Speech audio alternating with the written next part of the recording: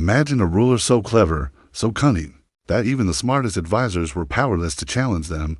They didn't rely on brute force, fear, or wealth alone. They wielded invisible rules of influence. Today, we uncover the psychological laws that made some of history's most dangerous leaders unstoppable. Power isn't obvious. Most people see the throne, the uniform, or the title, and assume that's where influence comes from. But history tells a different story. Leaders like Julius Caesar and Napoleon Bonaparte didn't rely solely on their armies. They understood the human mind. The most powerful leaders played a game with invisible rules that ensured obedience, loyalty, and fearing exactly the right balance. Let's explore one of the most critical laws of power.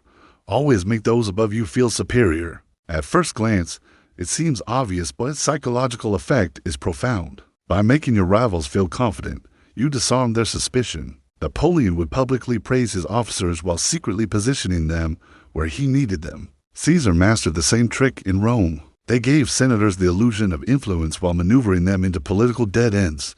This tactic is still used in corporations and social hierarchies today. Most people underestimate the subtle art of making your targets believe they have power, while the reality is you're guiding every outcome.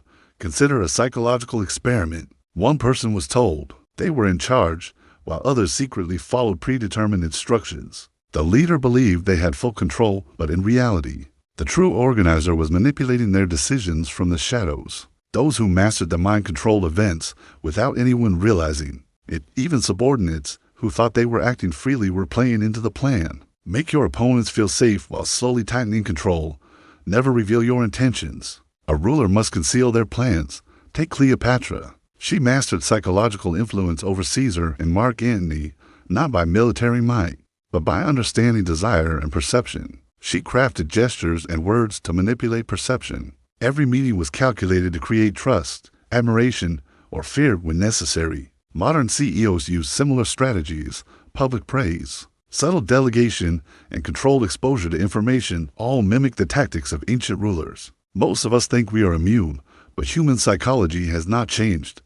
Your colleagues, friends, or rivals are subject to the same patterns. One of the most dangerous rules: control attention and perception, and you control reality. If you can shape what people see and believe, you shape their decisions. This applies to negotiations, social influence, and online interactions. The invisible game is always being played. You just need to recognize the moves. True influence isn't about shouting commands, it's about mastering the psychology behind every decision and action.